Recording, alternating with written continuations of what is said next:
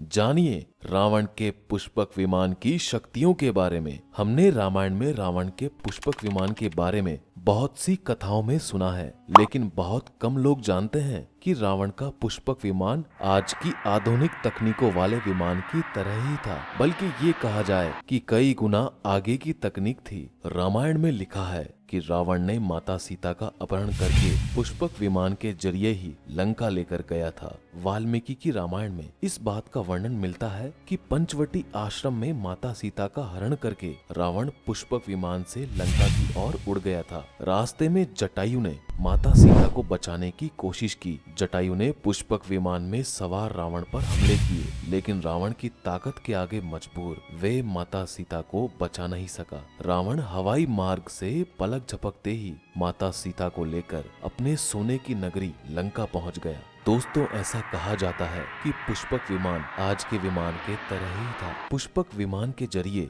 रावण हवाई मार्ग से सफर किया करता था। रावण को मौत के घाट उतारने के बाद उसी विमान के जरिए भगवान श्री राम, माता सीता और लक्ष्मण अयोध्या लौटे थे। रामायण में जिस तरीके से पुष्पक विमान का जिक्र मिलता है, उससे तो यही लगता है कि ये आज के हवाई जहाज की तरह ही था, लेकिन तकनीक के मामले में मॉडर्न एरोप्लेन से कहीं आगे था। रावण के पुष्पक विमान की तरह रावण के पास कई लड़ाकू विमान थे। पौराणिक कथाओं के अनुसार पुष्पक विमान को विश्वकर्मा ने बनाया था और इसे उपहार स्वरूप उन्होंने ब्रह्मा को सौंप दिया था। कुछ कथाओं के मुताबिक पुष्पक विमान को ब्रह्मा ने ही बनाया था। ब्रह्मा ने ये विमान कुबेर को भेंट कर दिया था। तब अपनी ताकत के बल पर रावण ने इस विमान को कुबेर से छीन लिया। उसके बाद रावण अपनी इच्छा अनुसार इसका उपयोग करने लगा। पुष्पक विमान की वजह से ही रावण की सैन्य शक्ति में इजाफा हुआ था। दोस्तों, रावण के पुष्पक विमान में बहुत सी खासियत थी। ये पुष्पक विमान कई खूबियों से लैस एक लड़ाकू विमान था।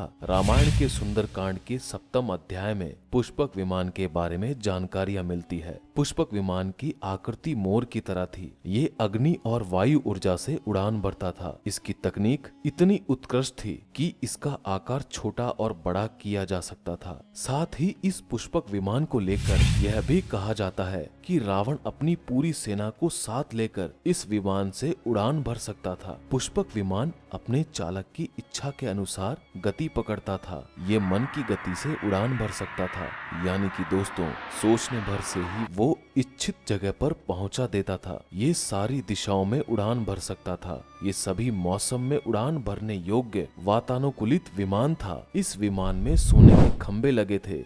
इसकी सीढ़ियों पर कीमती रत्न जड़े थे। इसमें कई कैबिन बने थे। विमान में नीलम से बना एक सिंहासन मौजूद था। विमान में बैठने के लिए कई आसन बने थे। विमान कई प्रकार के चित्रों और जालियों से सुसज्जित था। पुष्पक विमान दिन के साथ रात में भी उड़ान भरने के योग्य था। दोस्तों, ऐसा माना जाता है कि पुष्पक विमान मंत्रों के जरिए सिद्ध था। विमान का चालक जब उन मंत्रों का जाप करता तभी वो उड़ान भर पाता।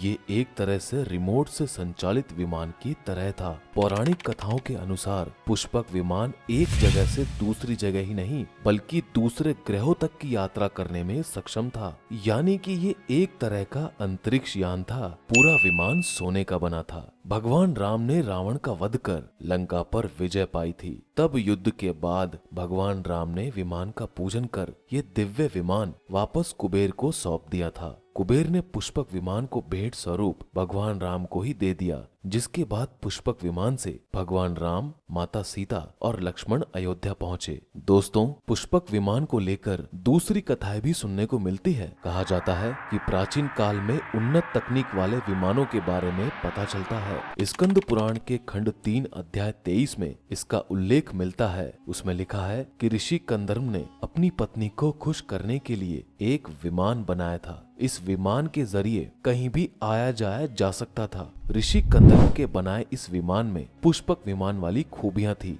ऋग्वेद के 36वें युक्त में एक विमान का जिक्र मिलता है। पंडित मधुसूदन सरस्वती ने इंद्र विजय नाम के ग्रंथ में लिखा है कि ऋग्वेद में इसका जिक्र मिलता है कि प्राचीन काल में ऋषियों ने 3 पहिए वाले एक रथ का निर्माण किया था। ये रथ अंतरिक्ष में भी उड़ान भर सकता था। रामायण में मेघनाथ के उड़ने वाले रथ का भी प्रयोग करने की जानकारी मिलती है। जी हाँ, ईसा पूर्व की शताब्दी में महर्षि भारद्वाज ने बकायदा वैमानिक शास्त्र लिखी थी, जिसमें अंतरिक्ष में उड़ान भरने वाले विमान बनाने की जानकारी दी गई थी। महर्षि भारद्वाज ने जिस तरह इस विमान की जानकारी दी थी, वे आज के विमान बनाने की तकनीक से कहीं आगे थी।